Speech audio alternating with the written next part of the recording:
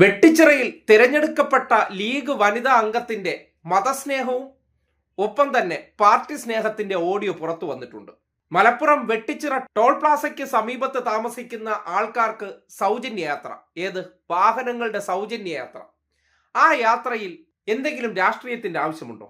ആ പ്രദേശത്തെ എല്ലാ ആൾക്കാർക്കും ലഭ്യമാക്കേണ്ട ഉത്തരവാദിത്തമല്ലേ ഒരു ജനപ്രതിനിധിക്കുള്ളത്? എന്നാൽ ആദവനാട് ജയിച്ച ലീഗ് വനിതാ അംഗത്തിന്റെ ഓഡിയോയിൽ പറയുകയാണ്, നമ്മുടെ ആൾക്കാരെല്ലാം നാളെ തന്നെ ലീഗ് ആഫീസിലേക്ക് RCയുടെ കോപ്പിയും ഡോക്യുമെന്റ്സുമായിട്ട് വാ. ആ നാട്ടിൽ നമ്മുടെ മതക്കാർക്കും നമ്മുടെ ആൾക്കാർക്കും സൗജന്യ യാത്രയ്ക്കുള്ള പാസ് വാങ്ങിക്കൊടുക്കാമത്രേ. ഇന്ന് ടോൾ പ്ലാസയിൽ നമ്മുടെ MP അബ്ദുസമദ് സമദാനും അതുപോലെ നാഷണൽ ഹൈവേയുടെ പ്രൊജക്ട് ഡയറക്ടറും കൂടെ വന്ന് നമ്മൾക്ക് പഞ്ചായത്ത് പ്രസിഡന്റിൻ്റെയും 4 വാർഡിലെ മെമ്പർമാരും കൂടെ വന്ന് ചർച്ച ഉണ്ടായിരുന്നു. ആ ചർച്ചയിൽ നമുക്ക് അനുകൂലമായിട്ടുള്ളൊരു നടപടി കിട്ടിയിട്ടുണ്ട്. അപ്പോൾ നമ്മളെ വാർഡിൽ ടോൾ പ്ലാസയുടെ ഏറ്റവും അടുത്ത ആളുകൾക്ക് സൗജന്യ പാസ് അനുവദിക്കാൻ അവർ സമ്മതം നൽകിയിട്ടുണ്ട്. അപ്പോൾ അതിന് വേണ്ടിയിട്ട് എല്ലാവരും അവരെ RC ബുക്കിൻ്റെ കോപ്പി, ആധാർ കാർഡ്, വീട്ടു നമ്പർ എന്ന് രേഖയിട്ട് നാളെ തന്നെ നമ്മൾ ലീഗ് ഓഫീസിൽ രാവിലെ 10 മണി മുതൽ ഒരു 5 മണി വരെ നമുക്ക് അപേക്ഷകൾ കളക്ട് ചെയ്യാൻ ഇരിക്കാമെന്ന് തീരുമാനിച്ചിട്ടുണ്ട്.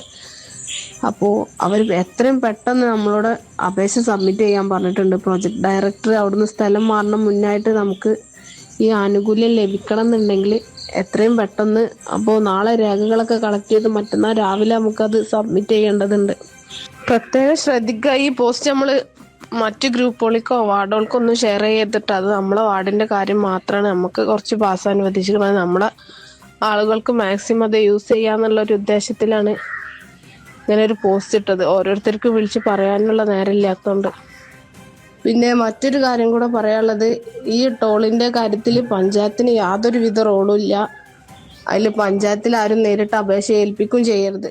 കണ്ടില്ലേ, ലീഗിന്റെ മതേതരത്വമാണ്.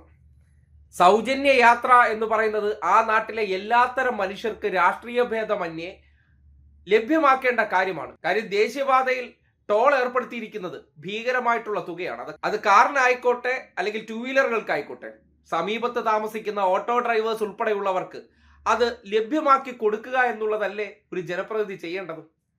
അപ്പോൾ നേരെ പഞ്ചായത്തിലൂടെ വിതരണം ചെയ്താൽ എല്ലാത്തരം ആൾക്കാർക്കും കൊടുക്കേണ്ടി വരും. അത് വേണ്ട, നമ്മൾ ധാരണയിൽ എത്തിയിട്ടുണ്ട്.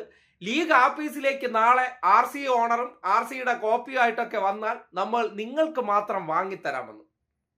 ഇപ്പൊ മനസ്സിലായോ? മതമാണ് പ്രശ്നമെന്ന് പറയുന്നതിന്റെ അർത്ഥം എന്താണെന്ന്. അതും പോരാഞ്ഞിട്ട് കഴിഞ്ഞ 9 വർഷം നഷ്ടപ്പെട്ടു പോയ പലതും നമ്മുടെ ആൾക്കാർക്ക് വാങ്ങിക്കൊടുക്കുകയാണ് ലക്ഷ്യം. അതല്ലേ ഇതുകൊണ്ട് ഉദ്ദേശിക്കുന്നത്? അല്ലെങ്കിൽ ലീഗ് ആഫീസിൽ മറ്റാരാണ് ഇതിന്റെ അപേക്ഷയുമായി പോകാൻ പോകുന്നത്? മുസ്ലിം ലീഗ് എന്ന് പറഞ്ഞാൽ മുസ്ലിങ്ങൾക്ക് വേണ്ടി മാത്രം പ്രവർത്തിക്കുന്ന പാർട്ടി എന്നാണോ അതിന്റെ അർത്ഥമെന്ന് വീണ്ടും തോന്നിപ്പോവുകയാണ്.